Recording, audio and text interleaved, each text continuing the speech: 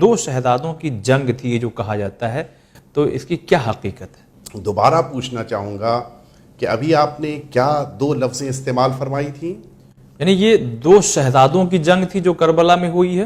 کیا مطلب دو شہزادوں کی جنگ؟ ہاں، یہ جو اعتراض کرتا ہے، یہ دو شہزادے تھے جو آپس میں لڑ گئے، ایک جیت گیا ایک ہار گیا، اس میں اتنا شہزادے کیسے کہا جا سکتا ہے؟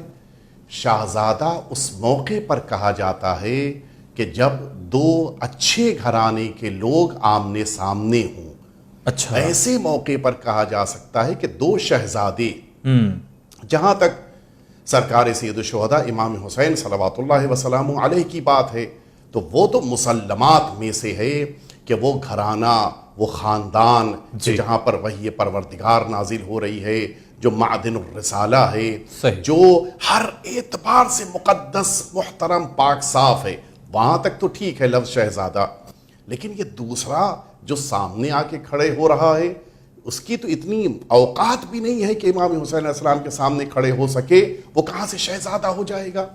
میں عرض کروں، جناب عبد الشمس رسالت مآب کے دادا ہیں۔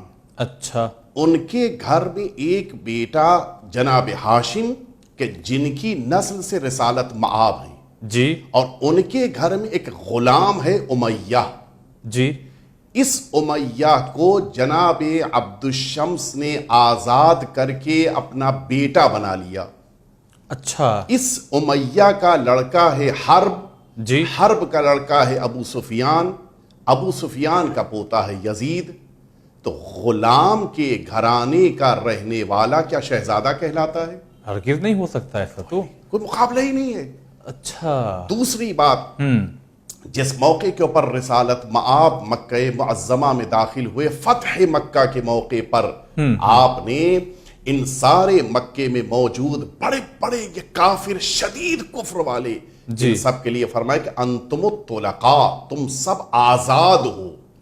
اچھا، اس طلقاء میں ابو سفیان بھی تھا اور یزید ابو سفیان کا پوتا ہے۔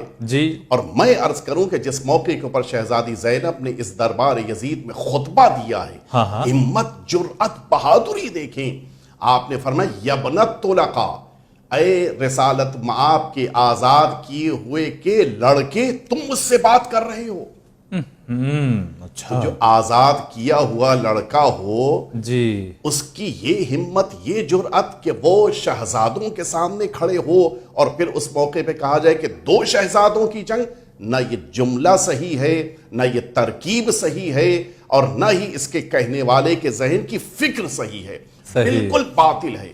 امام حسین کے مقابل میں یزید کی کوئی حیثیت نہیں، کوئی اوقات نہیں ہے۔ بے شک، بے شک، اس اعتبار سے یہ جملہ کبھی بھی استعمال کرنا مسلمانوں کے لیے مناسب نہیں ہے۔ نہیں ہے۔